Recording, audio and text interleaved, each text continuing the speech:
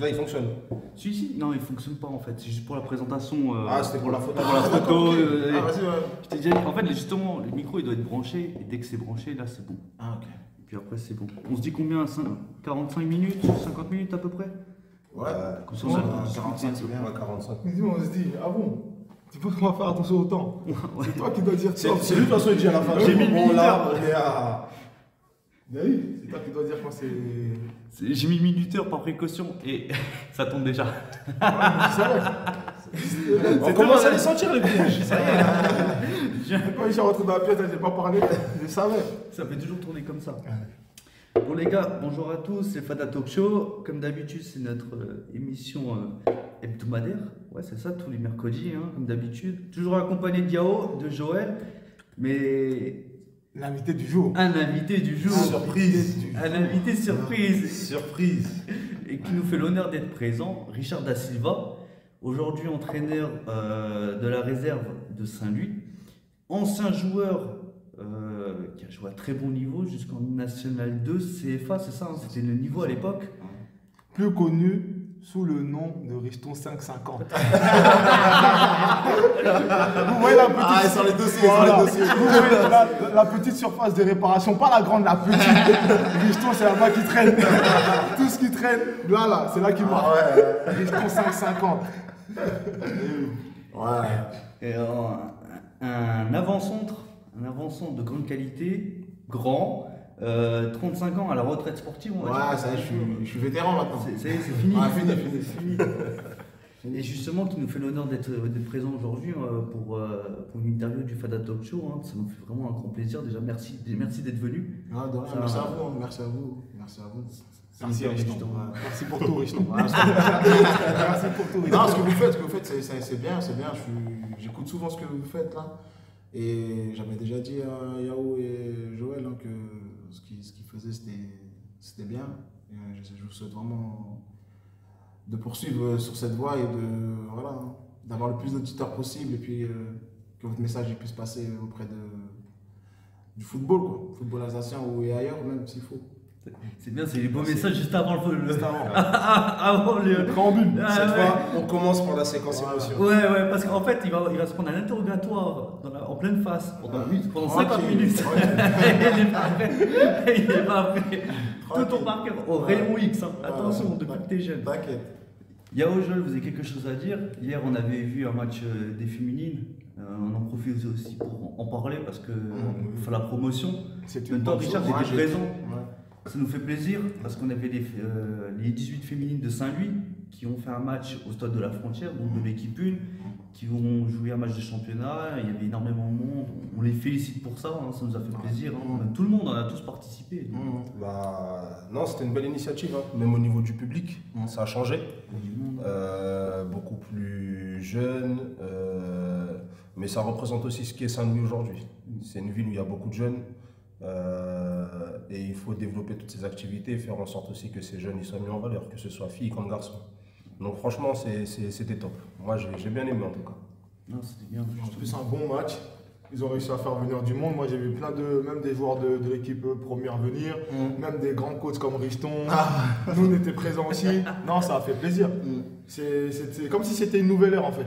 Parce que normalement, le stade de la Frontière, il est réservé pratiquement qu'à l'équipe première. Et là, tu vois des U18 féminines qui jouent sur ce terrain-là. Là. Je trouve que c'était beau à voir. Ouais, parce qu'en plus, on a C'était même eu vraiment- la mairie qui était présente, les parents qui ont joué le jeu dans les tribunes. Non, c'était excellent. Justement, ça fait plaisir, ça fait chaud au cœur. Et Charlie, tu nous diras si tu as eu un peu de pression au moment de rentrer sur le terrain. Là. Ouais, On veut tout savoir, là, tu nous diras. Qu'est-ce que ça fait d'être sous le feu des projecteurs? Tu vas tout dire. J'ai vu, il a fait une coupe, tout bien, la moustache. coiffé. Dégradé. Un coach, franchement bien charmé. Revenez dans les commentaires aussi, on vous attend là-dessus. Aussi, on voulait vous remercier par rapport au dernier podcast. Les commentaires, les retours, les suivis, tout le monde qui nous écoute, ça nous fait chaud au cœur, ça nous fait plaisir. On voit que ça augmente de semaine en semaine, donc on a de l'écoute, ça nous fait plaisir. C'est même pour ça qu'on vous régale aujourd'hui avec un invité spécial, Richard, qui nous fait le plaisir d'être là. Mais maintenant, on va parler de toi. Richard, d'où tu viens? Alors, moi je viens du Havre, dans le 76. Ok. Pour ceux qui ne connaissent pas, le Havre c'est en Seine-Maritime. C'est en Normandie, la région de Normandie. J'ai grandi là-bas. j'ai grandi là-bas. Il y a ma famille qui est encore là-bas, ma mère elle est encore là-bas.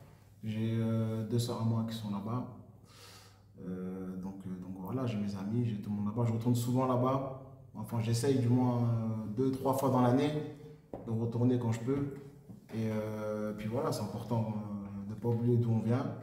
C'est là-bas que j'ai commencé à jouer au foot, c'est là-bas que j'ai commencé à traîner, à sortir Et à profiter de la vie. à profiter, hein, exactement. Et justement, là, pour commencer ton parcours jeune, tu as débuté au Havre, je suppose. Non, même pas. J'ai débuté dans un petit club en fait, dans un tout petit club au Havre qui s'appelle le Sporting Club de Frileuse.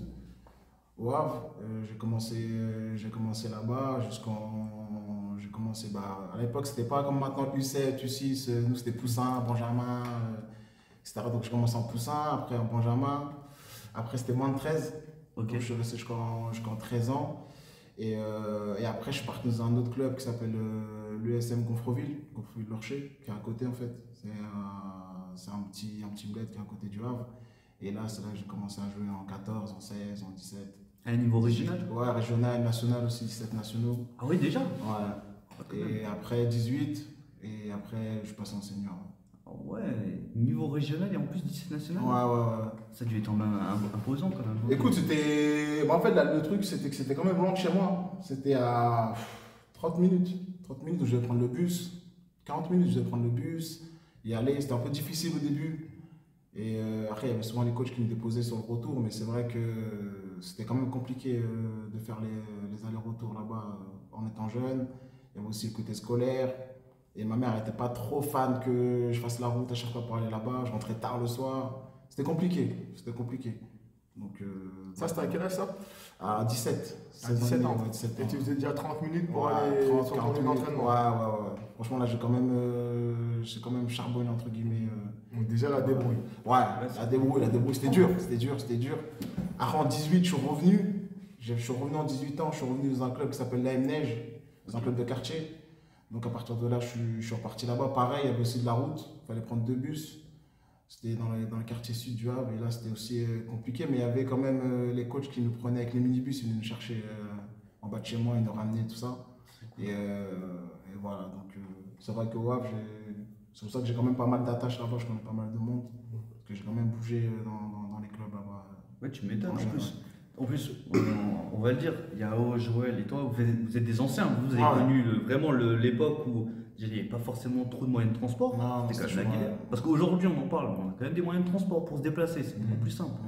Donc toi, tu as vraiment galéré à l'époque, tu comptais vraiment sur les entraîneurs, tu avais un bus qui passait peut-être toutes les 2 heures.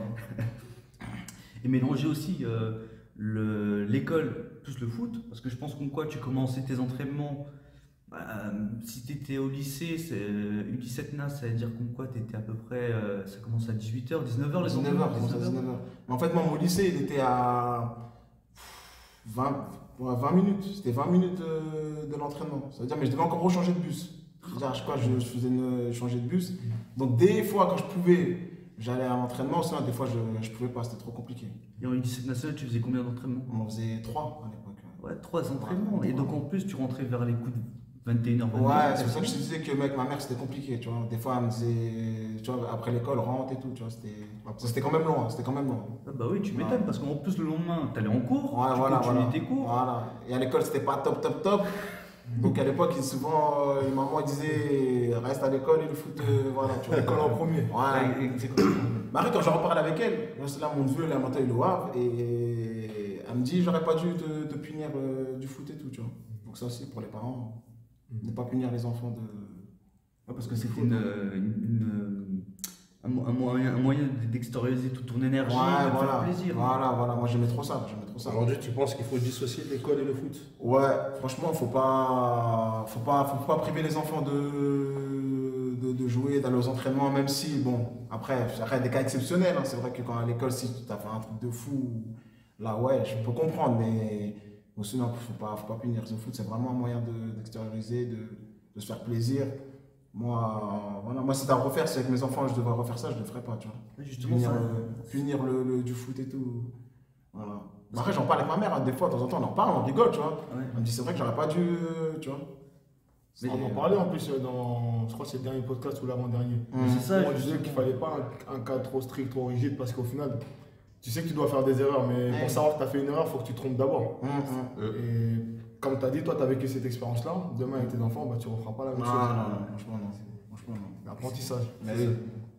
C'est comme disait Joël, hein, et toi, Yao aussi. Trompez-vous, faites des Oui, erreurs. bien sûr. On On avait beaucoup insisté là-dessus. Et ça, c'est très important. Mais en plus, c'est bien d'avoir ton retour là-dessus, parce que tu dis comme quoi ta maman te privait justement, c'était un outil de punition. C'est vrai que c'est une tendance chez les parents de je vais te punir, donc c'est-à-dire pourquoi je vais te priver de foot comme outil pour te mettre la pression à l'école. Donc, tu vois, alors que nous, la semaine dernière, on disait qu'il fallait utiliser justement l'éducateur pour faire passer certains messages. Ouais.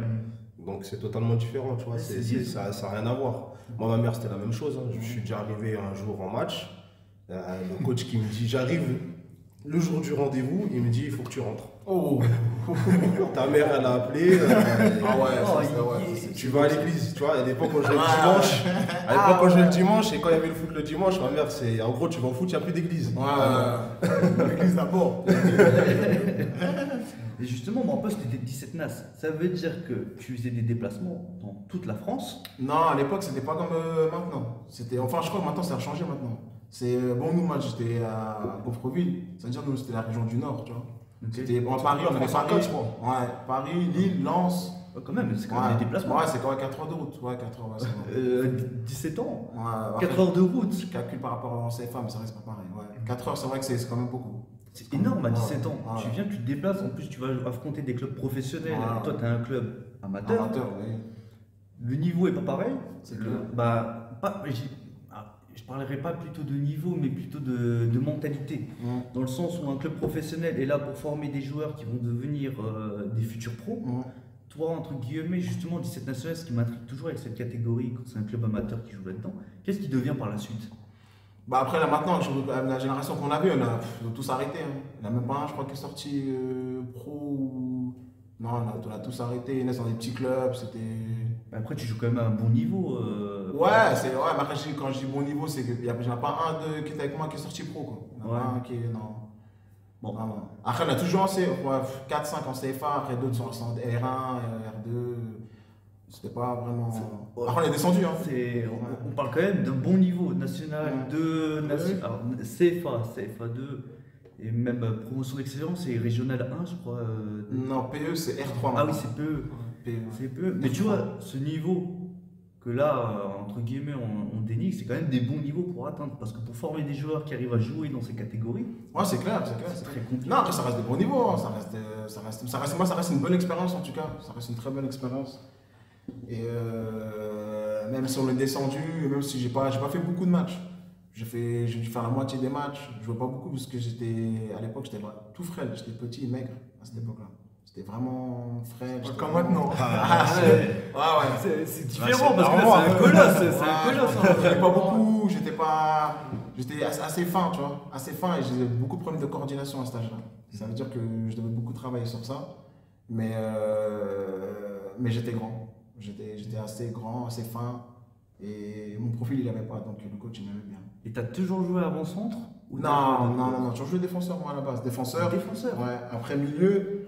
En 17, j'ai fait quelques matchs milieu et après, à partir de senior, là, je commence à jouer devant. Senior, tu as joué devant. 5,50 c'est devant. C'est très grave. À partir de 18 ans, première année senior, 18 ans. J'avais 18 ans, première année senior, en DHR, à Frileuse. Et mon coach, c'était Souleymane, le frère de Souleymane Diawara, il s'appelle Salif Diawara. D'ailleurs, si je vais lui envoyer parce qu'il va rigoler. C'était Salif Diawara, c'était mon coach. Le grand frère de Souleymane Diawara, et lui, une fois, il m'a mis devant. On jouait la montée, on était en PH, on jouait la montée en DHR, on est monté, et il m'a mis devant. Et les 6-7 derniers matchs que je marquais. Je marquais. C'était quoi ça? Après, c'était le moment. Voilà. Après, il m'a dit, écoute, c'est bon, tu vas rester devant et tout, Et après, j'ai commencé, celui qui m'a dit, écoute, commence à faire de la muscu, tout ça, parce qu'on a besoin qu'il rentre costaud. Ouais. Après, j'ai commencé à m'épaissir et tout, et après, voilà, tu vois. Et alors, attends, justement, ce que je viens d'entendre, c'est dire que tu as fait U17 NAS, t'es cash passé en senior. Ouais. T'avais quel âge? 17 ans? 18 en fait, à l'époque, c'était pas 17, c'était 18. Ça s'appelait 18 ans nationaux. Mais moi, j'avais 17 ans. J'avais un an de retard sur les autres. Ouais. Moi, c'était 87 et celui qui était avec moi, c'était 86. Ok. Ouais, ça veut dire qu'après l'année d'après, j'étais encore 18 ans. Mais je suis parti en. T'avais une année d'avance. Une année d'avance. Une année d'avance. Une année Comme d'avance. surclassé à l'heure actuelle. Voilà, c'est Ouais, ça. Et donc à 18 ans, j'étais dans le groupe senior du SC Frileuse, un autre club au Havre. Et tu joues déjà beaucoup de matchs ou Ouais, quand même, franchement, quand même. C'est quand même impressionnant. Ouais, Parce que, j'aimais bien. justement, on en parle. Les 18 aujourd'hui, par exemple, pour arriver dans le monde senior, aujourd'hui, même la FFF et les ligues vont créer une nouvelle catégorie, les U21, parce qu'ils ne sont pas encore prêts pour le monde. Non, il n'y avait pas ça à l'époque. À l'époque, c'était 18 ans, mais à 18 ans, tu jouais déjà. Tu joues en senior déjà. Moi, j'ai joué en senior déjà à 18 ans. Mais pour toi, tu penses comme quoi tu es prêt à 18 ans à jouer en senior? Franchement, j'étais très très bien encadré. Beaucoup d'anciens. J'ai pris la misère. Franchement, j'ai pris la misère. C'est vraiment une année de formation pour moi, parce que c'était vraiment des anciens qui ont joué. Ils jouaient la montée. Hein. C'est-à-dire que j'étais dans un groupe qui jouait la montée. C'est-à-dire que c'était des gars qui étaient déjà aguerris. Et c'était en PH. À l'époque, PH, ça rentrait dedans et tout. Moi, je faisais que les petites rentrées. Je rentrais de temps en temps. J'étais le petit poulain. J'étais son petit poulain, tu vois. Et après, j'ai commencé à marquer des buts avec eux, à jouer. On est monté en DHR. Et après, c'est là que j'ai commencé à jouer en senior. Hein. T'as retenu ce qu'il a dit là juste avant? De... Juste avant, il a dit quoi? Il a dit j'étais bien encadré. Ouais, l'encadrement. C'est aussi, on en a parlé il n'y a pas longtemps. Tu peux incorporer un jeune dans ton groupe senior, ouais, mais il faut qu'il soit bien Ah encadré. oui. Il a parlé de son entraîneur, mais il a dit qu'il y avait beaucoup d'anciens autour de lui. C'était un groupe qui jouait la montée. Ouais. Quand tu as ça dans ton équipe, le joueur il peut se développer. Bien sûr. Mais si est-ce qu'un éducateur peut se permettre de mettre 8-9 joueurs comme Riston à 18-19 ans dans une équipe 1? C'est pas possible. Non. Qui va encadrer qui? Ouais, Ton groupe il va partir dans tous les sens. faut beaucoup. L'encadrement. Les anciens. Ouais, moi ça m'a beaucoup. C'était dur, hein. Des fois c'était dur parce que moi j'étais le plus jeune. Non, mais j'étais l'avant-dernier et le plus jeune c'était le petit frère de Djibril Jawar Abdou. Le milieu il était encore plus jeune. Je crois qu'il avait 16. Il avait 16 ans à cette époque-là. Et pour s'imposer dans un vestiaire, ça va être compliqué. Ouais. Mais lui, il était au-dessus, il était vraiment fort. Après il est parti au Havre et tout. Maintenant il joue en Martigues, en national. Il était vraiment au-dessus.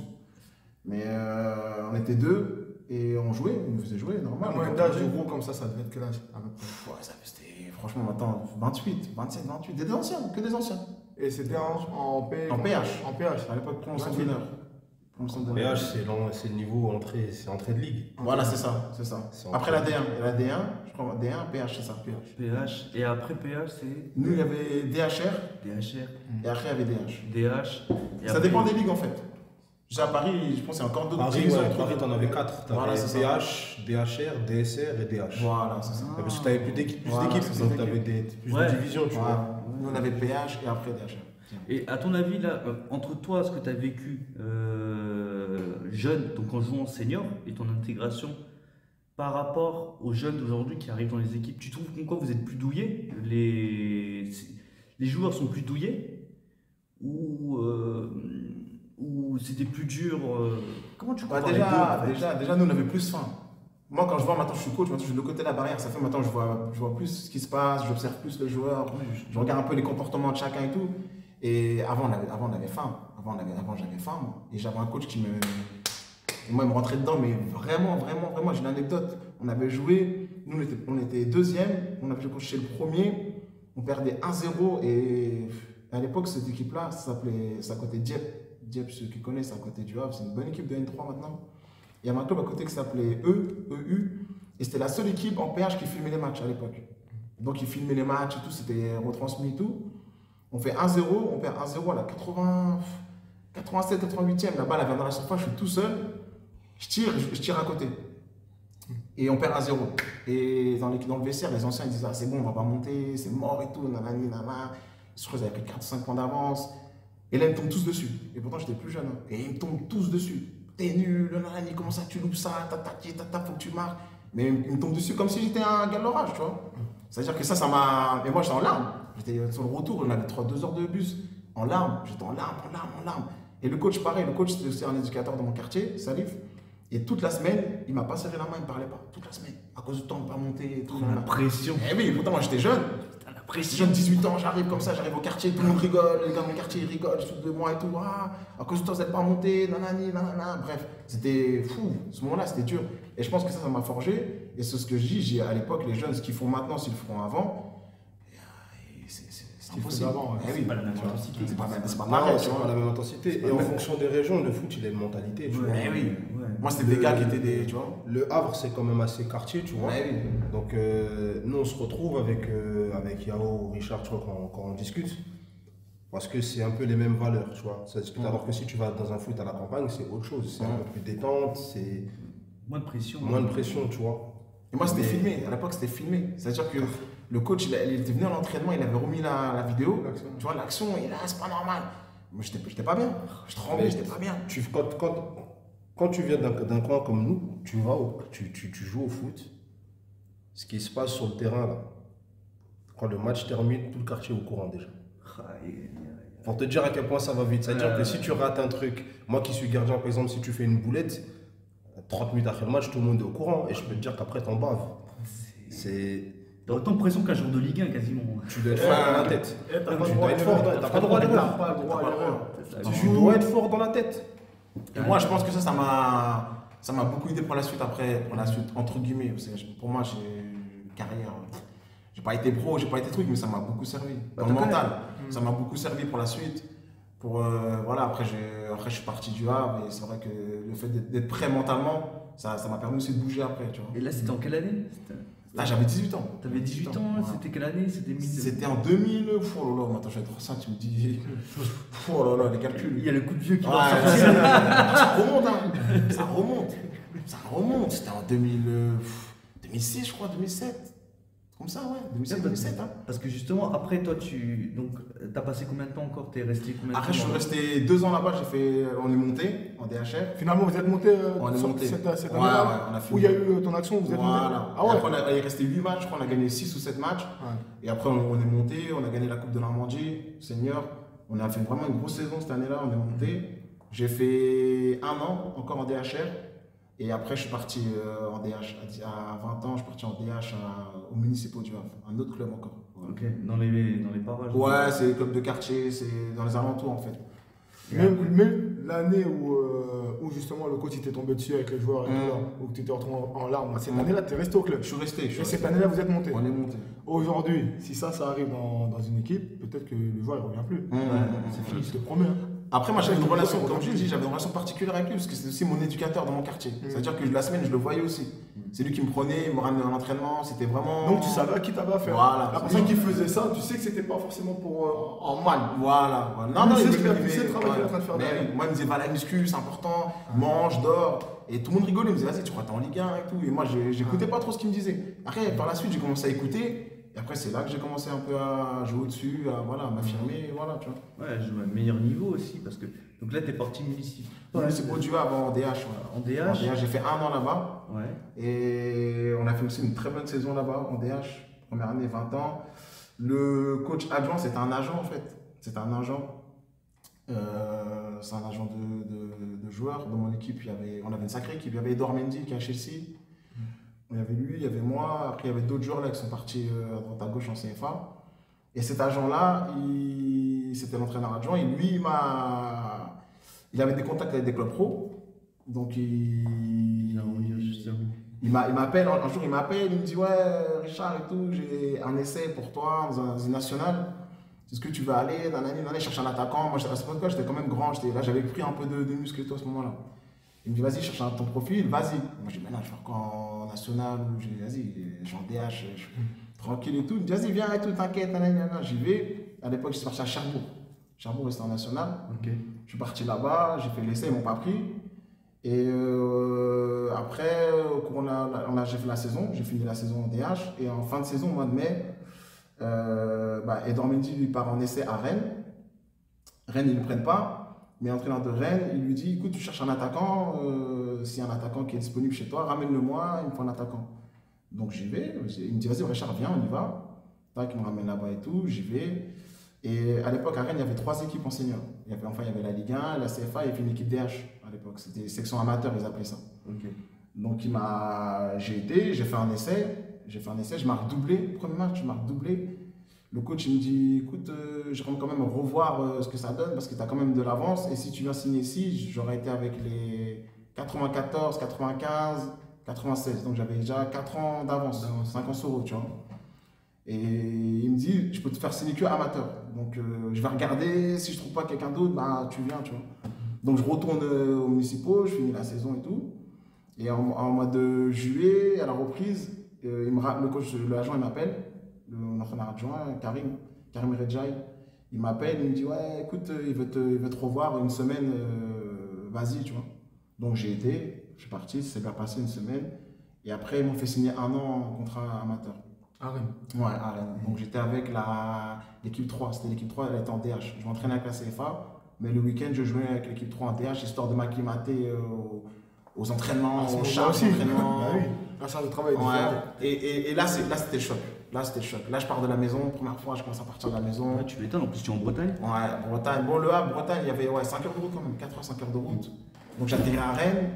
Et à Rennes, il y avait un gars du Havre qui avait signé à ce moment-là, il s'appelle Jean-Ramel Canavik, qui m'a accueilli chez lui, j'étais avec lui. C'était un gars du Havre que je connaissais déjà, qui jouait avec tout, il joue en pro. Donc il m'accueille, il me dit bah, viens à la maison en attendant, tu restes un peu avec moi, et après le temps qu'il te trouve quelque chose, tu restes avec moi. Donc j'ai dit ok, le club ils acceptent, j'ai dit vas-y, bah, reste avec lui, je reste avec lui. Et ça s'est bien passé les 6 premiers mois. Franchement bien, je joue avec la DA, je marque des buts et tout. Je commence un peu à intégrer la CFA aux entraînements. Je m'entraîne et tout, franchement c'était franchement magnifique, bien. Et après là, au niveau de l'intensité, là c'était trop dur. À partir de janvier, là j'étais KO, j'étais mort. La fatigue. Ouais, j'étais mort. J'avais vraiment du mal aussi, la distance. J'étais beaucoup quartier, c'était compliqué, franchement c'était compliqué. Arrivé en janvier, c'était dur. Donc de janvier à, je crois, février, je crois même presque début mars, j'ai pas joué. J'ai fait 0 match ni avec la DH, ni qu'à CFA, ni rien. Il fallait que je reprenne, ils m'ont fait un programme de muscu, ils m'ont fait un programme travail face au but, la coordination. Il fallait toujours apprendre comme un enfant, en fait. Et c'est là que j'ai vu les lacunes que j'avais pour atteindre le haut niveau. Tu vois, je suis tombé avec des 94, et Wesley Saïd, Adrien Hunou, tout cela, j'étais avec eux. Et eux, c'était déjà en avance sur moi, tu vois. Et c'est là que j'ai capté que ce cap-là, si je ne le franchis pas, je n'irai pas dessus. C'était mort, c'était impossible. Parce que c'était une structure professionnelle. Ouais, c'était professionnel, c'était vraiment carré. On mangeait à une certaine heure, on fallait dormir à une certaine heure. Comme fallait entrer dans le rythme en fait. Et j'avais vraiment du mal. J'ai galéré, franchement j'ai galéré. Mais après, à partir de mars, ça allait mieux. Et là, j'ai commencé à reprendre, j'ai commencé à jouer et tout, franchement bien. J'ai fini la saison meilleur buteur de l'équipe 3, qui était en DH à l'époque. J'ai fini meilleur buteur. Après, j'ai un entretien avec Julien Stéphan, qui était à Strasbourg. C'était lui le directeur du centre à l'époque. C'est pas vrai. Ouais, il y avait lui, il y avait Franck Hez aussi, qui est à Lens. Ouais. Lui, c'est l'entraîneur des 17. Et puis, Antonetti, qui était avec les pros.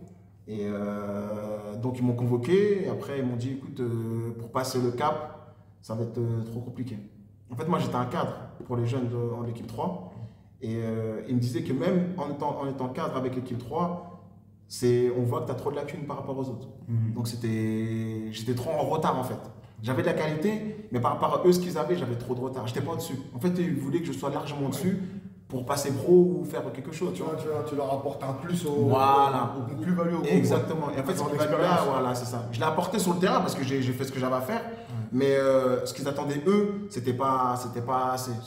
Et ils m'ont toujours dit, voilà, c'est bien, t'as appris, t'as fait des choses ici, mais pour aller au-dessus, on peut pas te proposer quelque chose. Donc c'est là où tu te rends compte qu'il y a un fossé entre le monde amateur et l'exigence professionnelle. Mais moi, c'est même pas, je vais pas dire un coup de chance parce que c'est vrai que cette année en DH, quand j'étais au CIPO, j'avais fait une bonne saison en DH. J'avais fait une bonne saison, on était une bonne équipe, on avait fini 4e, on n'avait que des jeunes. On avait bien, mais c'est vrai qu'en arrivant là-bas, là c'était le choc. C'est là que j'ai vu qu'il y avait c'est même plus un fossé, c'est un monde. Un monde. Et moi, je n'étais pas prêt en fait. Et je pense que si c'était à refaire, je ne ferais pas les mêmes erreurs que j'ai fait avant, tu vois. Bah oui, tu m'étonnes. Donc voilà, après c'était une bonne expérience, ça m'a permis de découvrir une bonne structure pro, de rencontrer des gens, d'apprendre. Et puis voilà, après j'ai continué ma pseudo-carrière, entre guillemets, en CFA, CFA2, j'ai prolongué un peu à droite à gauche. Ouais, j'ai vu Cognac, Saint-Privé, Saint-Hilaire. Ouais, c'est chez lui ça, c'est à Orléans ça. C'est ça, à Orléans. Ouais, j'étais à Saint-Privé, Saint-Hilaire, ouais. Et après, l'info la plus importante, t'es arrivé en Alsace. Ouais. Comment t'arrives en Alsace? Bah écoute, nous à l'époque, CFA2, c'était pas comme maintenant, c'était pas par région. C'était, tu pouvais te passer dans toute la France. Donc nous, c'est un privé, on était dans le même groupe que Saint-Louis, que l'Azim, qu'on était ici en fait, on jouait ici, en Alsace. C'est fou. Attends, c'est fou ça par contre. Ouais. Parce que Et en fait, nous. Non, c'est pas deux, c'était une autre organisation. Parce qu'en fait, nous, Orléans, c'est au centre de la France, donc ils ne savaient pas où nous mettre. Ils nous ont dit soit on vous met dans la poule Bretagne, soit on vous met dans la poule par la Grand Est. Ouais, putain, mais ouais, à l'époque c'était Épernay, tout ça. En fait, tout ici. Hein. Et notre coach, il a dit, vas-y, bah écoute, on ne connaît pas là-bas, on va aller là-bas. Parce qu'apparemment, la poule ici, elle n'était pas. Il y avait moyen de monter, lui, il voulait monter. Et il disait que cette poule-là, il y a plus de facilité de monter que la poule Bretagne. Okay. Donc on est venu ici, et ouais, puis on a joué l'Azim, j'ai joué Saint-Louis, j'ai joué tous les clubs ici, Mulhouse. Non, il n'y avait pas Mulhouse à cette époque-là, il y avait Colmar. Colmar, en CFA2, ouais, on a joué contre les équipes d'ici. Et puis voilà, et après on a joué contre Saint-Louis, Vincent Richen, je connaissais un gars qui jouait ici. Alors attends, c'est d'abord Saint-Louis ou c'est Ilzac? Non, je suis venu à Saint-Louis en fait, je suis venu à Saint-Louis. Okay. Les 6 premiers mois, j'ai fait à Saint-Louis ici, et après j'ai eu une petite brouille avec l'ancien président. Qui était ici. Donc je suis parti à l'Azim. Ouais. Les 6 mois d'après, je suis parti à l'Azim. Et après, je suis resté à l'Azim l'année d'après encore. Donc j'ai fait 1 an et demi à l'Azim avec Cédric Decker qui est venu. Et après, Cédric Decker, il est revenu à Saint-Louis. Donc je suis revenu avec lui à Saint-Louis. Ok. Et après, ouais, Et après Saint-Louis, je suis resté après 6 ans, je crois, 7 ans. Alors moi, je vois que tu es aussi allé à Vire en 2015. En fait, Vire, le truc, c'est que Vire, j'ai pas joué là-bas. Parce que j'avais fait une formation. Ici d'éducateur, et après l'Azim, je ne savais pas si j'allais rester ici en fait. Si la formation il me prenait, je restais, s'il ne me prenait pas, je partais. Donc en fait, je suis resté, la formation m'a mis en liste d'attente, donc j'écoute, si mon liste d'attente, ça sert à rien, je pars. Les Vire, c'était à côté de chez moi. D'ailleurs, là, ils sont promus, hein. Ils montent en N2, ils vont monter, je pense, en N2. Ouais, c'est un très bon club, franchement, très bon club et tout, bien, le président, il est bien, Christophe Luculier. Et puis j'étais là-bas et au final après ils m'ont rappelé la formation, ils m'ont dit écoute finalement il y a une place pour toi et cette formation là je voulais absolument la faire. C'était à Strasbourg, donc je suis revenu ici, j'ai pas joué pendant 6 mois parce que j'avais pas de, j'étais en période, c'était compliqué et tout, j'avais pas joué pendant, je m'entraînais à Saint-Louis mais je pouvais pas jouer, je m'entraînais avec Vincent Richen mais je pouvais pas jouer et après l'année d'après là j'ai fait une licence et j'ai continué. C'est pas mal, hein. C'est pas mal. Déjà, tu me choques par rapport à la CFA. C'était à Saint-Priest-Hilaire, pardon. Quand j'apprends comme quoi tu pouvais être au centre de la France et jouer à l'autre bout, à l'est ou à l'ouest. Un week-end sur deux, on partait le vendredi, on dormait à l'hôtel. Mais c'est fou. Il y avait moins de poules avant, je crois. Ouais. Je sais pas comment on était 16 dans le groupe avant. On était 16. Il y avait plus d'équipes. Ouais. C'était 8 poules de CFA2. Ouais, c'est ça. Moi, je suis choqué dans le sens où on voit que l'écologie, c'était pas une priorité et la santé du joueur, on s'en foutait. Il y avait Saran qui était avec nous. Non. Oui, ça. Non, pas Saran. Saint-Jean-le-Blanc. Saint-Jean-le-Blanc, ouais. C'est à côté d'Orléans. Il y avait aussi Orléans. Voilà. Saint-Jean-le-Blanc, nous, on était 2 équipes et après, il y avait une équipe de Paris, je crois. Il y avait une équipe de Paris, je sais plus qui est de Drancy, je crois. Est-ce que c'est l'année où vous étiez devant avec Dijon? Non, ça c'est cette année qui est montée cette année. Nous on a terminé 2e. Et cette année, ce qui est monté, je sais plus qui est monté cette année. Nous on n'est pas monté à un point près, on n'est pas monté. C'était quelle année? C'était 2014, je crois. Ouais, 2013-2014. Ouais, c'est ça, 2013. Nous on n'est pas monté pour 1 point. Et après, après, je suis venu ici, je suis venu en Alsace. Il y avait un pote à moi qui jouait ici, Michael Garros, qui jouait ici. Et pareil, Saint-Louis cherchait un attaquant. Moi, j'étais pas trop chaud pour venir. Saint-Privé voulait me garder parce qu'on n'est pas monté l'année, mais ils voulaient qu'on joue l'année d'après. Et puis en plus, l'année d'après, ils sont montés quand je suis parti. Donc voilà. Et après, je suis venu ici. Franchement, au début, j'étais pas chaud. Franchement, j'étais pas chaud. J'ai atterri où? Mais tu sors quand même d'une bonne saison à Saint-Privé, c'est-à-dire comment tu fais pour signer ici? Après, je vais pas te mentir, ce qu'ils me proposaient, c'était je peux pas refuser. À l'époque, le président de Saint-Louis, il mettait beaucoup d'argent sur les joueurs, il mettait, et c'était une proposition. À ce moment-là, si franchement c'était à refaire, je ne pense pas que je le refasse, je réfléchirais plus avec ma tête. Là, j'ai pas réfléchi en fait. Je suis venu, j'ai dit, je tente, ils voulaient me faire un essai, je suis venu, j'ai fait un essai. On a joué contre Mulhouse. Je me rappelle, c'était l'été. Il faisait chaud, moi j'étais pas prêt, j'ai pas repris avec 2 clubs. Donc, est-ce que tu étais conscient qu'à l'époque, de la rivalité qu'il y avait entre Saint-Louis et Mulhouse? Non, je ne le savais rien. J'arrivais juste comme ça. Okay, ils m'ont mis dans un hôtel, à Unag, Ils m'ont jeté à l'hôtel là-bas, je connaissais rien. Mon téléphone, je vois, c'est écrit Suisse, je sais pas quoi. Voilà, je sais où, je suis où. Ils m'ont jeté à Tivoli à Huningue. J'étais là-bas, ils voient Swisscom, je sais quoi. Je sais quoi ça, j'arrive en entraînement. Je vois, il y avait à l'époque, il y avait Fadel Nyang, Marco Kalenga, Samir Nuisset, Brian Sartori. On était Steve Bro, on avait une vraie équipe. Et moi, j'arrive en entraînement comme ça. Stade Boulot, il y avait de l'herbe à l'époque ici. C'était de l'herbe. Et j'arrive en entraînement au premier jour comme ça, tac. Je vois, je suis où? Je vois des Renois et tout. Je dis, attends, on est où? Je voyais parler un accent alsacien bizarre. Je dis, oh lolo. Qu'est-ce qui se passe? Et je vois le coach Vincent, il parle vite, tu vois. Et il me parle, je comprenais rien. Je dis, oh lolo, qu'est-ce qui se passe et tout. Il me dit, t'inquiète pas, ça va pas se passer. On était lundi. Il me dit, samedi, tu vas jouer. Tu joues samedi, prépare-toi et tout. Je dis, attends, mais moi, le dernier match que j'ai fait, c'était en mai. On était le 15 ou 16 juillet. Parce qu'ils avaient déjà repris depuis une semaine. Ok. Tu vois. Et il m'a dit, mais samedi, tu joues. Je dis, moi, je suis pas prêt, j'ai rien fait, moi. J'étais en mode, voilà, tu vois. Il me dit, non, tu joues, faut qu'on te voit jouer et tout. Ok, tu vois, je joue. On joue FCM, premier match samedi. On fait. C'était Sig dans les buts, en fait. Voilà, Sig, il joue FCM. Et on fait 1-1. 1-1 et je marque. Ouais, 1-1, je marque. Donc après, il me dit, vas-y, bah écoute, reste, tu vois. Je reste et tout. C'est fou ça. Ouais, j'ai dû rentrer chez moi, prendre mes affaires, je suis revenu. Et après, à l'époque, le club, ils avaient des appartements en ville. Le président, il avait des appartements en ville, donc ils m'ont fait habiter en ville. Il y avait moi, il y avait le gardien. On était 3-4 jours avant l'immeuble, en fait. Et il y avait le siège aussi dans l'immeuble. Donc on était H24 au club, tu vois. C'est comme si on était au club. Ouais. Ça, c'était compliqué aussi cette période-là. Et après, on a eu une petite brouille avec le président. Il attendait plus de moi. J'ai pas pu lui apporter ce que lui, il attendait. Vincent Richel, lui, il m'aimait beaucoup. Et franchement, je tiens vraiment à le remercier parce que c'est lui qui a tout fait pour que je signe, pour que je reste. Et c'est pour ça qu'aujourd'hui, j'ai beaucoup d'attaches avec ce coach-là. C'est que humainement, il a été là pour moi. C'est une période qui était vraiment difficile. Le président, au bout de 6 mois, il m'a dit, écoute, nous, on ne te veut plus. Il m'a dit, on ne te veut plus. Voilà, tu coûtes cher, tu n'apportes pas le rendement nécessaire, etc. etc. Et Vincent Richel, il était à l'époque, il avait un adjoint qui s'appelait Jackie Haas, que lui aussi, je remercie beaucoup, qui connaissait le coach adjoint de l'Azim. C'était un pote à lui. Et l'Azim, il était en galère, il était dans le bas de classement. Et pareil, il cherche un attaquant. Il dit, écoute, moi, j'avais joué contre l'Azim, j'avais fait un bon match. Il me dit, écoute, moi, j'aimais bien cet attaquant. Hein. Franchement, il était bon et tout. Il nous a mis la misère et tout. Il est pas mal et tout. Et l'année dernière, j'avais joué contre eux aussi avec un privé. Et pareil, je leur avais mis la misère. Et il me dit, ramène-le, moi, je le prends. Tout de suite, je le fais signer, ramène-moi-le. Donc, moi, j'étais wab et tout, tranquille. J'étais, je vais faire quoi et tout. J'ai plus de club et tout. Tac. Et le coach de l'Azim, il m'appelle. Il me dit, ouais, coach de l'Azim. Je dis, l'Azim, c'est où ça? Il me dit, oui, c'est à Isaac, c'est à côté de Saint-Louis. Je vais retourner là-bas et tout. Il me dit, si, viens, franchement, viens, nous, on va te mettre bien et tout, t'inquiète et tout. Donc, je retourne à l'Azim, je vais à l'Azim. Et franchement, c'était une demi-saison magnifique. Franchement, ah ouais, franchement, on était bien. Franchement, j'ai rencontré des bonnes personnes. Je suis encore en contact avec le président de l'Azim. Je suis encore en contact avec les bénévoles, les dirigeants là-bas, Mohamed Galem. Tous ces gens-là, franchement, ils m'ont accueilli. Ils m'ont trouvé un appartement, ils m'ont trouvé un travail. Je travaillais à la mairie là-bas.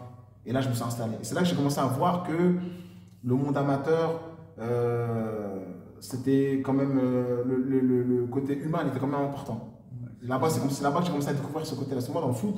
Moi, je cherchais l'argent, je cherchais un peu la gloire, je cherchais un peu à jouer. Je m'en foutais, je sortais, j'étais pas en mode voilà. Et là-bas, c'est là que j'ai commencé à découvrir que Richard, attention, le foot, un jour, ça peut s'arrêter.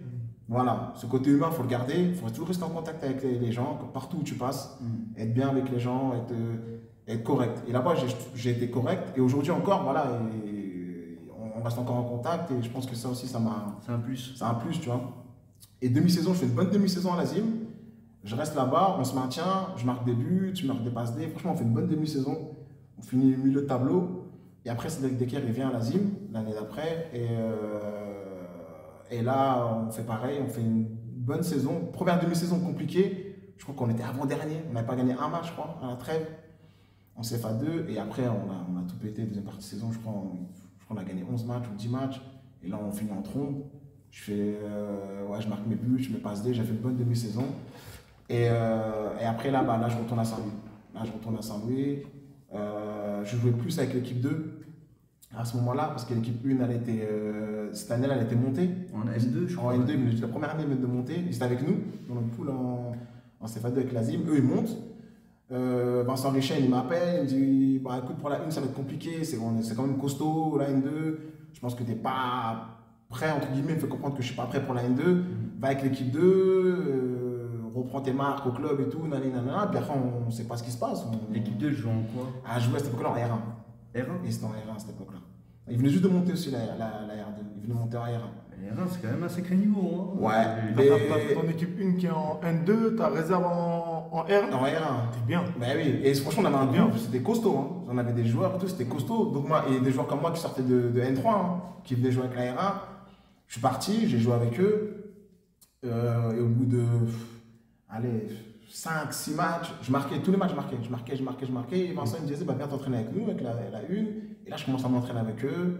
Et après, je suis resté avec eux. Je naviguais entre la 1 et la 2. Quand je rentrais pas à la 1 le samedi, bah, je jouais avec la 2 le dimanche. Et puis voilà, et puis après on a continué comme ça, jusqu'à après pendant 2 ans. La deuxième année, on est descendu. Descendu de CFA en CFA 2 à l'époque. Vincent, il était déjà parti. C'était un autre coach qui est arrivé, on est descendu. Et après, bah, on connaît la suite. Après, je suis resté avec Secret Becker qui est revenu. Et après. T'es parti aussi à Asheville? Ça, j'ai vu en Suisse. Ouais, j'ai fait. Bah, il y a 2 ans, avec le Covid. Juste avant le Covid, j'ai fait un match, je crois, là-bas, ou 2 matchs. Pareil, là-bas, ça s'est plutôt mal passé là-bas à Asheville parce que je parlais pas la langue. J'étais blessé déjà. J'avais un problème au tendon à ce moment-là. Donc, j'étais pas au top de ma forme là-bas. Je voulais tenter une expérience, voir comment ça se passe là-bas. Ça s'est mal passé. Et puis après, je suis revenu à Saint-Louis. J'ai fait pareil avec le Covid pendant 2 ans. Et après, je suis revenu à Saint-Louis. À partir de là, à partir d'Asheville, c'est là que je me suis dit, c'est bon, j'arrête. J'arrête de jouer, j'arrête avec l'équipe 2. J'ai appelé le coach de l'équipe 2, Nizar. Non, c'était Cédric Decker, c'était le directeur sportif. C'était à ce moment-là. Donc je l'ai appelé, je lui ai dit, écoute, je vais avec l'équipe 2 encadrer les jeunes, tranquille. Et là, il m'a dit, bah vas-y, avec plaisir, viens. Tu vois, franchement, viens. Je voulais passer mes diplômes d'entraîneur, il m'a dit, viens, franchement, viens. Et puis j'ai appelé Nizar, et puis ça a accroché tout de suite avec Nizar. Et bah, l'année dernière, j'ai fait quelques matchs. Enfin, j'ai pas fait beaucoup de matchs avec l'équipe 2 l'année dernière. Surtout deuxième partie de saison, j'ai joué. Première partie de saison, je n'ai pas joué parce que j'étais muté. Et c'était compliqué avec les descentes de la 1 et tout. Donc deuxième partie de saison, j'ai fait 7-8 matchs, deuxième partie de saison avec l'équipe 2. Et tu as aussi joué avec l'équipe 3 qui joue en l'équipe 3. D6 aussi. Exact, gardien. J'étais gardien. C'était n'importe quoi. Il y a 2 joueurs qui sont allés dans les buts ici. Ouais. Aussi, hein. On vous mettra la vidéo sur le Instagram de Yao dans les buts. Attends. En coupe Grand Est. Ouais, lui aussi, c'est penalty, ouais. On fait la chi. Calme, il me rapproche du téléphone. Écoutez bien. Un dimanche matin, j'ai un match avec les petits. Je viens chercher mon matériel. Ah, mais oui! Qui voit dans les buts? Oh, punaise! Christo, 5 ans. Je le vois, il est tout seul dans la surface. Je lui dis, mais qu'est-ce qu'il fait là-bas? Et en même temps, il donne des consignes. Sauf que ça joue. Je lui dis, il n'a pas fait ça. Donc là, gardien, entraîneur. Exactement. Ça, franchement, t'as pas pu me le rappeler, j'ai carrément zappé, j'étais entraîneur de l'équipe 3. Gardien, entraîneur, il était. Voilà. L'année dernière, j'étais entraîneur de l'équipe 3 en première partie de saison. Et j'ai joué gardien. Effectivement, il n'y a pas de gardien. Des fois, on venait à 9, à 10. Je jouais gardien. Et après, au mois de janvier, Johan Casten, qui était l'ancien directeur sportif du club, il m'a dit les U15 ils ont des soucis, ce serait bien que tu ailles donner un coup de main avec les U15, donc arrête l'équipe 3. Mais moi, je voulais pas arrêter l'équipe 3. Franchement, j'étais bien. Je jouais dans les buts, je jouais en plus sur le terrain, c'était dimanche matin. Ben non, bien, c'était bien. Tu t'amusais, c'était un plaisir. Donc, il m'a convoqué, il m'a dit écoute, prends les U15. Et j'ai accepté. Et j'ai pris le 15, on a fait une bonne deuxième partie de saison. On a fini en demi-finale de coupe Crédimut, je crois, ou Alsace, je ne sais plus. C'était ma première année en tant que coach de jeunes. Je ne connaissais pas, je suis arrivé comme ça. Et on s'en est pas trop mal sorti, franchement. On a fini 5e à la fin de la saison. Et puis voilà. Ouais, c'est pas mal, hein. C'est déjà pas mal. Tu étais déjà éducateur auparavant ou... À la base, moi j'ai une formation d'éducateur spécialisé. Je suis éducateur spécialisé, moi, à la base. Okay. Une formation d'éducateur spécialisé. Donc les jeunes, je connais. Mais après, tout ce qui est entraîneur, éducateur-entraîneur, je ne connaissais pas. Ouais, dans le foot, c'était Non, c'est la première. Je ne connaissais pas. Franchement, là, c'est la première année. Première année que tu as coaché? Ouais. Avec des U15. Voilà, l'année dernière. C'était l'année dernière, ouais, exact. C'est du foot à 11, il y a la foot à 11, mais c'est là que j'ai vu que j'avais beaucoup de lacunes en tant que coach. Parce que déjà, dans la communication avec les joueurs, j'avais beaucoup de mal à communiquer, j'étais un peu perdu. J'avais un adjoint, Hugo, qui était là. Heureusement que lui, il avait déjà un peu d'expérience, donc lui, il m'aidait beaucoup par rapport à ça. Mais au début, franchement, au début, je les ai pris au mois de novembre, je crois que je les ai pris. Octobre, novembre, je les ai pris. Ouais, il n'y avait pas d'éducateur. En plus, je m'en souviens, je t'ai vu d'arriver d'un. Pop, Ouais, il y avait un éducateur, comme ça s'appelle. C'est Jérôme. Jérôme. Et après, t'es arrivé. Voilà. Et au début, il avait commencé et moi, j'ai repris en cours de route. Et comme tout débutant, j'arrivais pas, hein, j'avais un peu de difficulté, je connaissais pas trop. Il y avait aussi Yao qui était là, heureusement avec le 14, on était souvent connectés. Donc voilà, c'était. Préparer une séance. Je connaissais pas. Ouais, il fallait préparer une séance, s'occuper des jeunes aussi. Ils avaient 14 ans, donc c'est pas le même discours, la même façon de parler. Et toi, en plus, ça fait éducateur spécialisé. Donc après, tu as dû passer aussi des diplômes, les certifications, les CFF. C'est ça. Aussi à faire. C'est ça. Donc tu as appris les tout petits, avec les CFF, puis après, c'est ça. plus haut jusqu'à senior. Parce que là, maintenant, c'est bien, on pourra en parler. Entraîneur d'une réserve, de Saint-Leu en l'occurrence.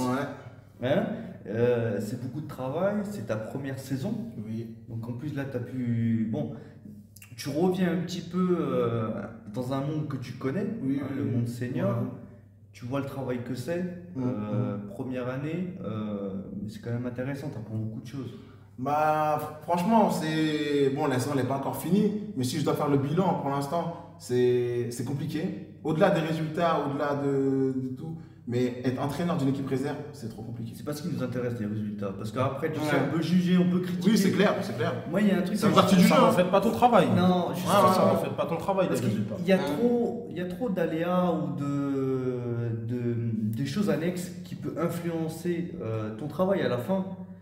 Et en fait, moi, ce que j'ai appris quand tu fais éducateur, c'est qu'en fait, tu peux pas te permettre de critiquer le travail d'une autre personne en tant qu'éducateur parce que c'est trop compliqué. On bénéficie pas tous des mêmes outils et dans la même situation, dans la même expérience. Après, honnêtement, quand tu es arrivé en tant que coach des seniors, tu es quand même arrivé comme quelqu'un qui était venu comme un sauveur parce qu'on avait besoin de quelqu'un pour gérer ça. Donc c'était toujours un plus. Après, tu as pu voir aussi le niveau entraîneur senior.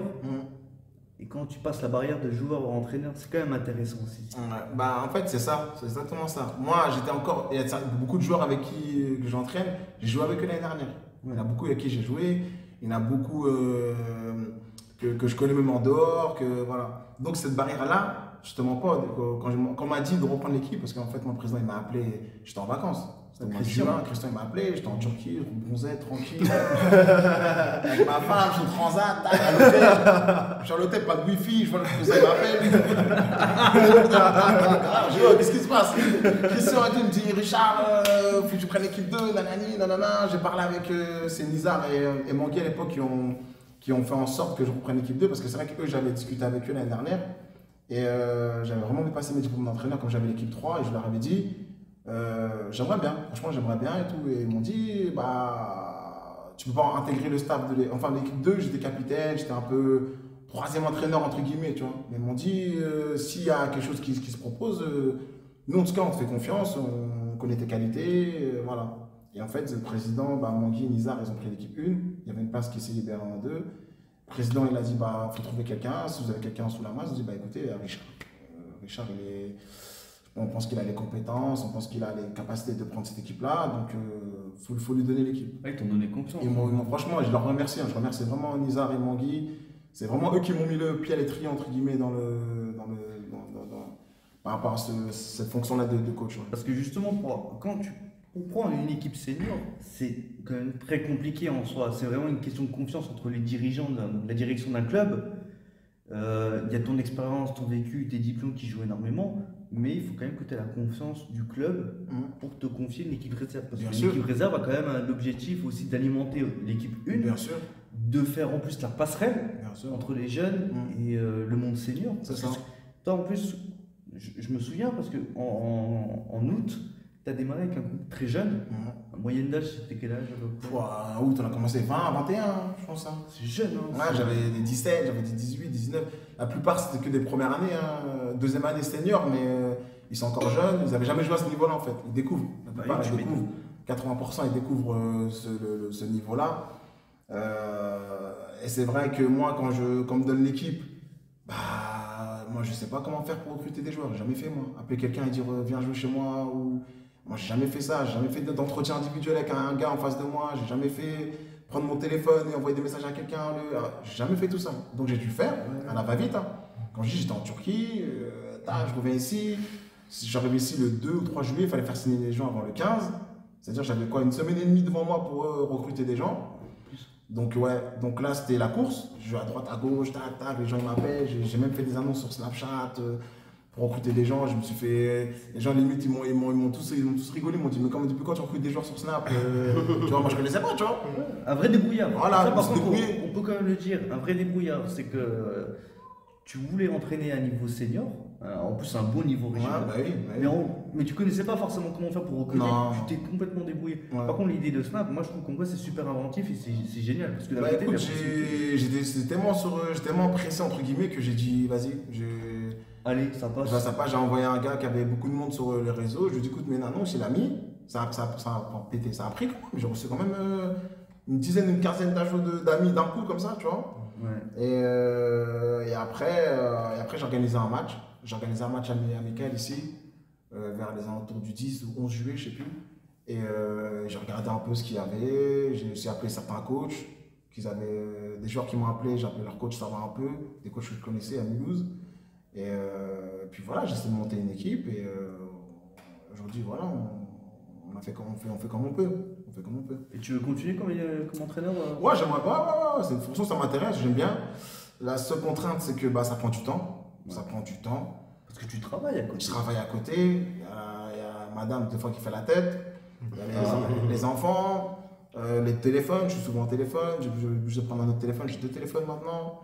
Moi, je kiffe. Franchement, je kiffe. Je kiffe transmettre. Voilà, j'ai pas fait une grosse carrière de fou. Voilà, j'ai pas été pro, j'ai pas été truc.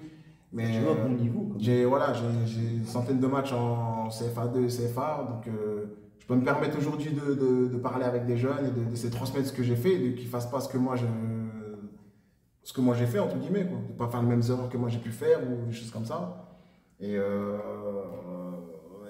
voilà, transmettre. Franchement, transmettre, c'est. Tu fais en plus de travail, comme faisait Salif, dans un club au Havre, c'est encadré par des anciens, encadrer les jeunes en fait, tout simplement par ton expérience, rien que parler, leur dire de comment faire, comment ça marche. Ou même analyser ce qu'ils font pour pouvoir les conseiller. Et ça sert plus. Bien sûr, bien sûr. Après, la jeunesse maintenant, c'est plus, je sais pas si sont d'accord, Ange et Joël, hein, mais la jeunesse, c'est plus comme avant. C'est comme je disais tout à l'heure, moi si je leur parle comment on me parlait avant, là, soit je me bats à l'entraînement, ou soit les gens ils quittent le club, tu vois. Ouais, ils ont pas le mental. Ils ont pas le mental. Quelques-uns, ils ont, mais d'autres, ils sont doux. Et en fait, le truc, c'est quoi? C'est qu'ils pensent qu'ils sont déjà arrivés. Et le problème, il est là. C'est-à-dire que pour arriver juste à jouer maintenant en National 2, tu vois, tout à l'heure, il a parlé d'un truc, il a dit, il était en DH. En DH, on lui dit muscle-toi, épaissis-toi, fais ci, fais ça. Il y avait des critiques déjà, ouais, tu crois que t'es en Ligue 1, etc. S'il y en a, ils savaient le minimum qu'il faut pour avoir déjà et jouer une saison complète en N3 ou en N2, ce qu'il faut être un athlète. Les matchs ils sont durs, les saisons sont longues. À ça, tu rajoutes les déplacements qui sont loin. Si demain tu arrives dans une équipe où tu voyages en minibus et tu as les pieds à 90 degrés pendant 4 heures, c'est compliqué. Hein. Mais il y en a, ils ne voient pas ça.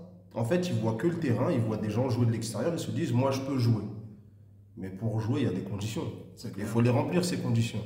Et il est là un peu le problème aujourd'hui, c'est que la jeunesse qui est là, qui arrive dans le monde senior, elle ne voit pas toutes ces conditions. Elle voit que le terrain.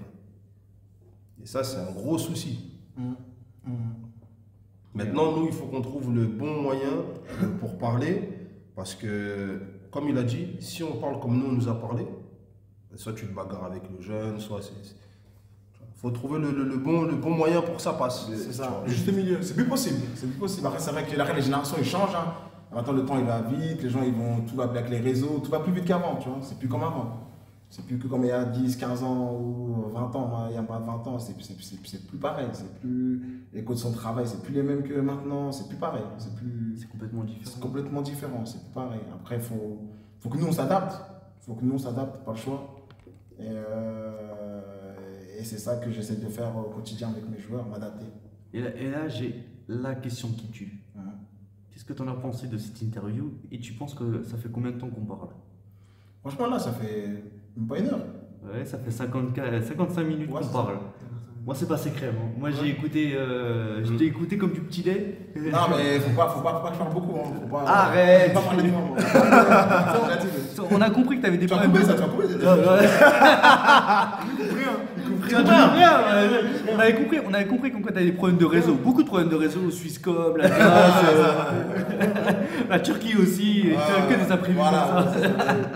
Et je vais passer au quiz. Mais avant ton quiz, moi je vais ajouter quelque chose par rapport à ce qu'il est en train de dire depuis tout à l'heure. Depuis tout à l'heure, j'écoute. Je pense que nous, tous les trois, on était beaucoup attentifs à ce qu'il était en train de dire. Et Riston, moi, c'est quelqu'un que j'ai connu quand je suis arrivé avec Fada en même temps. Donc ça veut dire qu'on se connaît maintenant depuis 5 ans. Ouais. Donc lui, il connaissait déjà un peu les lieux, etc. Ça fait partie des premières personnes qui nous ont donné des conseils, qui nous ont fait sortir même. Découvrir ici quand il y avait encore Amel, quand il y avait encore David Biaou. C'est lui qui nous a montré un peu les coins, on va dire, de ce côté-là de l'Alsace. Comment changer Swisscom à Comment SFR? Ouais. Moi, je peux utiliser un Attention, téléphone. Tu as marqué ça. Et je m'imagine, t'es arrivé, tu vois Swisscom, tu dis oh putain, les données mobiles après, Forfait et tout, laisse tomber. forfait là. Et par rapport à tout ce qu'il est en train de dire depuis tout à l'heure, donc déjà il y avait le premier changement, parce que moi je le connais en tant que joueur, Ouais. puis après d'un coup en tant qu'éducateur U15, puis après d'un coup éducateur senior.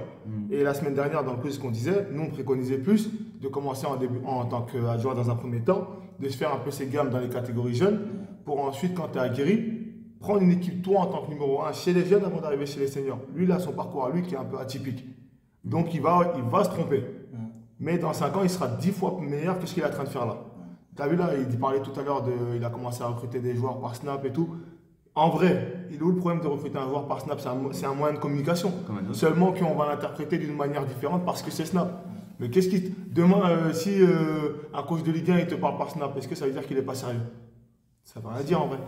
C'est justement le but du Fada Talk Show, c'est Ouais. qu'en fait on essaie de casser des codes Oui. en écoutant des personnes qui ont d'autres moyens, qui ont des parcours différents, mais qui vont permettre aussi déjà à des joueurs peut-être seniors qui sont dans la même situation que toi, au même âge, qu'est-ce que tu dois faire, comment faire, ah lui il a fait comme ça, ok, ou même un entraîneur qui vient de débuter, qui ne penseront jamais à utiliser Snap et qui vont dire quoi, et attends. Et en fait, quelqu'un l'a fait. Et en fait, il y a quelqu'un qui l'a Quelqu'un avant fait. moi qui l'a Et fait. ça a marché d'un côté, t'as connu des joueurs. Ouais, franchement, j'ai au moins, comme je dis, une quinzaine d'ajouts de. C'est en fait le gars à qui c'était gentil. Ouais. J'ai demandé, lui, il connaît du monde sur Mulhouse. Donc lui, il a mis. Moi, j'avais mis une story, mais après, je l'avais supprimé. Et lui, il a mis. Et après, je recevais beaucoup de demandes d'ajouts. Tu vois, beaucoup, je vois en haut, en jaune, c'est 14, 15, je vois, c'est quoi ça? Et après, j'ai parlé, je crois, de 3-4 têtes. Après, j'ai tout supprimé.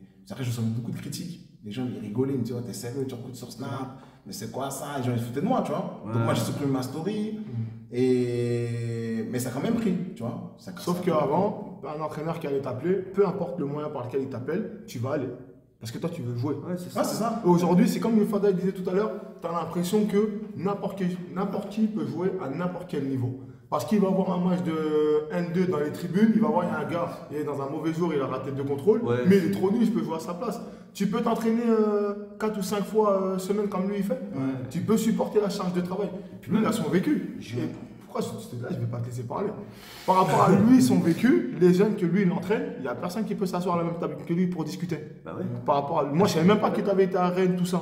Ah. Et aujourd'hui, il a la bonne place pour donner les bons conseils. Quand tu entraînes une équipe réserve, tu prépares tes joueurs à passer au niveau au-dessus, donc au niveau supérieur. Ta première, elle est en R1, toi, tu es en R2. Fais le nécessaire pour aller jouer en Mais R1. tu vois que au final, le destin, c'est quelque chose d'énorme. Parce que les messages qu'on lui a passés, lui, quand il est arrivé à Rennes, à la fin, on lui a dit tu pourras pas passer ce cap-là. En tout cas, lui, il l'a compris. Ouais. Maintenant, c'est lui qui se retrouve à cette place-là et qui devra dire à des jeunes si oui ou non, ils auront ce qu'il faut pour passer ce cap. Ouais. Et puis après, Tu vois. il va faire Et comme il a comprendre. dit, il n'y a aucun jeune aujourd'hui de l'équipe qui peut s'asseoir à la même table que lui. Bah oui. Et puis même accepter aussi, il faut accepter de. Toi, tu l'as accepté, tu as très Ah, bien j'ai fait, tu vois. accepté. Bon, sur le coup, oui, j'ai accepté. J'ai accepté parce que à ce moment-là, je sais pas comment aujourd'hui comment un jeune il peut accepter comme moi je l'ai accepté. Tu vois. Des fois, je me dis comment j'ai fait pour. Mais je peux pas parler. C'est pas la même mentalité. Ouais, je peux pas parler quand. C'est intéressant. Ouais, et quand je voyais aussi ceux qui étaient derrière moi, les jeunes qui étaient derrière moi, comment ils étaient au-dessus, c'était vraiment fort. Tu vois, c'était vraiment fort. Tu vois. Et moi, j'ai reconnu, franchement, je peux pas lutter contre ça. Tu vois. je peux pas lutter contre Au ça. moins, tu es conscient, tu vois, Oui, tu as laissé oui, les oui. parties. Par contre, je reviens juste sur un truc, Yahoo, aussi, sur le côté, t'es dans les tribunes, que tu vois un match de N2, Ouais. il est rincé, tu n'arrives pas à supporter la séance de travail. À l'entraînement, rien que l'entraînement, de faire un entraînement de ce niveau-là, c'est dur. Mais encore, on n'en a jamais parlé encore pour l'instant dans les podcasts Fada, Talk Show, c'est jouer un match, déjà c'est compliqué, jouer un match à ce niveau, c'est encore plus compliqué. Parce que moi je le vois, alors je l'ai vu en tribune, et des fois je le vois en tant que photographe au bord de terrain, l'impact, et encore je le vis pas, mais l'impact qu'il y a, mais en plus la rapidité, ça va vite. Mais quand tu es dans les tribunes et quand tu es sur le terrain, vois déjà, pas. c'est deux visions. Et lui, moi, ce que j'aime bien, lui, il aime bien dire un truc.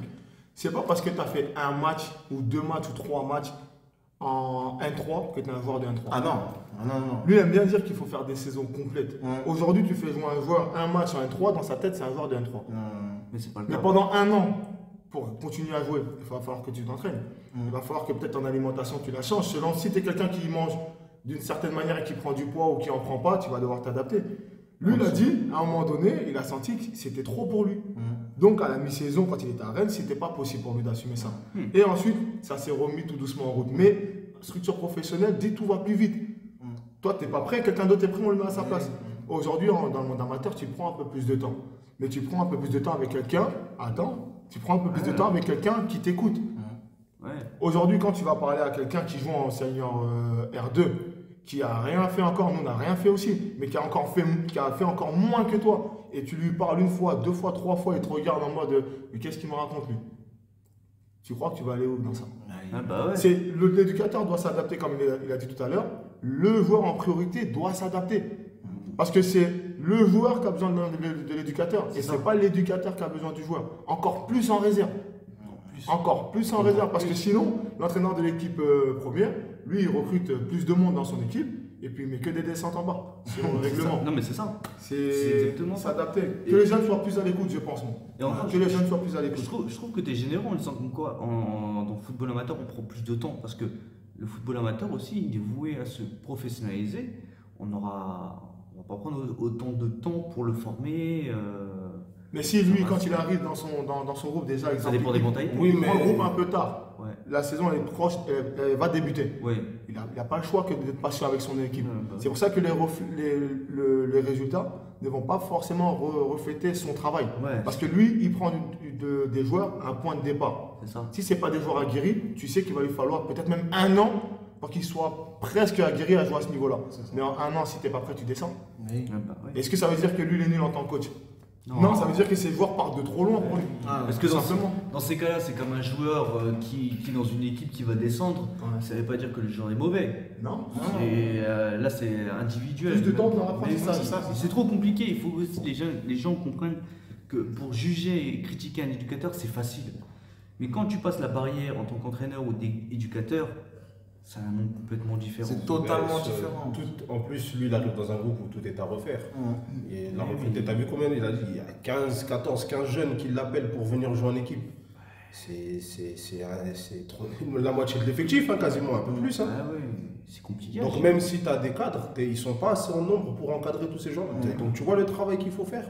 Et là, comme il a dit, c'est de la patience. Toi, tu n'as plus le choix que de te projeter parce que tu sais que tout commencera que l'année prochaine. C'est ça. C'est ça. Mais tout le monde doit comprendre ça. Hein. Tout le monde Il doit ne comprendre ça. faut pas se focaliser sur le modèle professionnel où un coach il arrive, il fait 3 mois, ça ne marche pas, on le vire. Tu es dans du foot amateur. Et il y aura toujours ce côté social où tu devras parler avec les jeunes, prendre du temps. Ça va être chiant, ça va être relou parce que tu vas te casser les dents, il ne va pas t'écouter, il va en faire casse à tête, mais tu es obligé de passer par là. C'est ça, tu es comme un agriculteur en fait, tu viens, tu cultives tes plantations jusqu'à ce que ça prenne, pour que ça mûrisse, parce voilà. que justement tu as aussi un rôle social, et on en parle souvent dans le Fada Talk Show, le rôle social aussi. C'est même s'ils sont seniors, qui peuvent jouer à des très bons niveaux, tu dois prendre du temps pour discuter avec eux, c'est aussi du plaisir, et tu dois très bien jouer. C'est le plus important, c'est le plus important. Lui aussi, il est devenu coach parce qu'il y a quelqu'un qui a fait du social avec lui. C'est ça. Mais tu parles de plaisir. Maintenant, moi, j'ai une question à te poser. Dis-moi. Est-ce que les résultats actuels font que tu as un peu moins envie d'entraîner ou est-ce que tu ralentis un peu plus pour venir. Franchement, ouais, des fois, ouais. Des fois, Des fois, quand je rentre à la maison, ma femme elle me regarde, elle me dit vas-y, arrête, c'est bon, vas-y, t'arrives, t'es énervé, t'es pas bien, t'es ci, ça, vas-y, arrête, c'est bon, tu vois. Même si elle me suit dans tout ce que je fais et tout, c'est vrai que des fois, quand je suis pas bien, bah, elle dit c'est mieux d'arrêter, tu vois. Mais après, moi, d'arrêter, je me suis pas encore posé la question, franchement, je me suis pas posé la question, mais c'est vrai qu'il y a certains matchs où je rentrais, j'étais dépité, hein. Franchement, j'étais dépité, j'étais mal. Franchement, sincèrement, j'étais mal. Même si certains vont dire, mais c'est que du foot. Mais moi, bah, je suis un compétiteur. J'ai toujours été comme ça. J'ai été formé comme ça. J'ai faim. Ma famille elle a 800, 900 km. Si j'avais pas faim, je serais resté auprès de ma famille. Et voilà, tu vois. J'ai été chercher tout ce que j'ai eu. Je l'ai mérité. J'ai été le chercher. Voilà. Et en tant qu'entraîneur, je ferai pareil. Je vais patienter.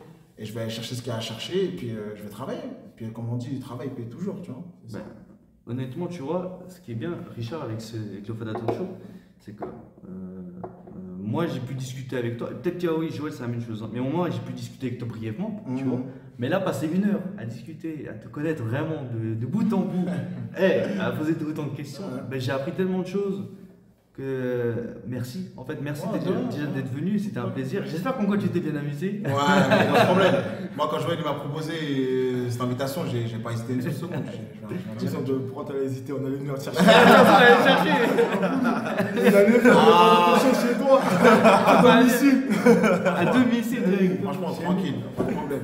Bon, le quiz, on va le zapper parce que ça fait 1 heure. Mais moi, en tout cas, c'était un plaisir. Merci beaucoup. T'avais combien de questions dans ton quiz? Hein? Il y avait combien de questions?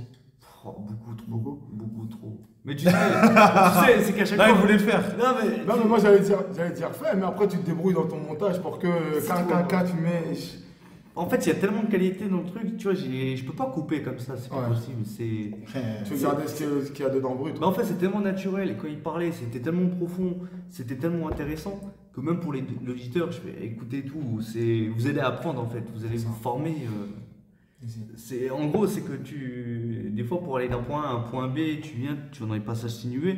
Quand tu écoutes ce genre des personnes comme Richard, au lieu d'aller à droite, à gauche, passer dans le petit chemin, tu vas en ligne droite. Écoute tout. Tu sais où tu vas en fait, tu progresses. Ouais, voilà, moi après ça va, j'ai pas non plus. Je vais pas me plaindre. Franchement, ça va, j'ai profité, j'ai voyagé, j'ai appris. Surtout appris sur moi-même déjà, sur moi-même. J'étais souvent seul, j'étais souvent en plus moi je suis attaquant, c'est-à-dire qu'en attaquant quand tu marques pas, t'as la pression, t'as la pression des gens, ils disent attends lui il vient, on lui donne temps, on le paye, il vient, il marque pas un but, ici et ça, les critiques, les gens, j'ai quand même, tu vois, et ça m'a forgé, et puis j'ai appris beaucoup de choses sur moi-même et sur la façon dans laquelle je voulais vivre, dans la façon sur laquelle je voulais aller, tu vois, le chemin dans lequel je voulais aller. Est-ce que tu as une dédicace, un dernier mot à dire? Franchement, déjà merci à vous, hein, merci à Yao, merci Joël, merci Quentin, merci à vous. Après, dédicace, franchement, je passe un grand bonjour à tous ceux qui écoutent, hein, tous ceux qui me reconnaîtront. Voilà, ma famille du Havre, mes potes au Havre, mes anciens coachs, tous mes anciens coachs. Les coachs que j'ai connus ici, avec qui je suis encore en contact et qui m'ont apporté beaucoup. Vincent Richen, Cédric Decker. Voilà. Eux, c'est la paire. Eux, c'est le binôme. Voilà, quand tu viens en Alsace, c'est les deux là. Voilà, c'est les gars. Si t'as pas vu Cédric Decker et Vincent Richen, t'as vu personne. Voilà, c'est les gars qui m'ont appris, qui m'ont apporté des choses dans ma vie. Aujourd'hui, je peux pas le nier. Je peux pas dire aujourd'hui Vincent Richen ou Cédric Decker, ils m'ont rien apporté dans ma vie. Ils m'ont apporté des choses. Même si c'était des entraîneurs, mais c'était beaucoup plus pour moi. Voilà, je suis arrivé ici, je connaissais rien. Ceux qui m'ont mis pied à l'étrier dans beaucoup de choses. Au passage aussi Nizar, Mangui, voilà, Christian. Voilà, c'est des gens qui m'ont fait confiance en tant qu'entraîneur. C'est eux qui m'ont donné les clés de cette équipe-là, qui m'ont fait confiance, qui me font confiance, qui on est toujours en bonne relation malgré les résultats qui sont difficiles. C'est des gens, voilà, Christian, quand je le vois, il a toujours le sourire avec moi. Il a toujours le bon mot pour m'accompagner. Même il sait que c'est dur, il a toujours les bonnes paroles. Il m'écrit des messages, il me dit toujours les bons mots pour me réconforter, hein, parce que c'est des moments tristes pour moi aussi. Hein. Je suis un peu dégoûté de ça. Moi, ça m'est jamais arrivé, moi, en tant que joueur, d'avoir des résultats comme ça et puis de vivre une saison vraiment galère. Même quand on est descendu de N2 à N3 avec Saint-Louis, on avait fait quand même une saison, première partie de saison, on a fait une saison correcte. Après, il y a eu des soucis extra-sportifs qui ont fait que, mais j'ai jamais vécu ça en tant que joueur et en tant qu'entraîneur, je le vis. Donc pour moi, c'est une première et c'est vrai que ça me touche. Ça me touche. Mais bon, c'est comme ça. C'est l'expérience. Voilà, c'est Ouais, ça. exactement. L'expérience, comme vous avez dit. Ouais. Bon, bah écoutez, on va conclure tout ça. Hein. Pour le Fada Talk Show, si jamais vous pouvez nous retrouver sur Instagram, Fada Talk Show, Twitter, Fada Talk Show, toujours, YouTube, Spotify, Apple Music, Deezer. Tu vas être écouté partout, hein. Google Podcast. Même en Allemagne. Même en Allemagne. Même en Suisse. C'est traduit. Fada Talk Show traduit en anglais, en allemand. Voilà. Opshot. Comment t'appelles Big Reto et Big Roger. Ça, c'est le coach de FC Shots. Voilà, un petit bonjour. Et j'ai pas oublié, il y a la vidéo de Yao qui a. Commence par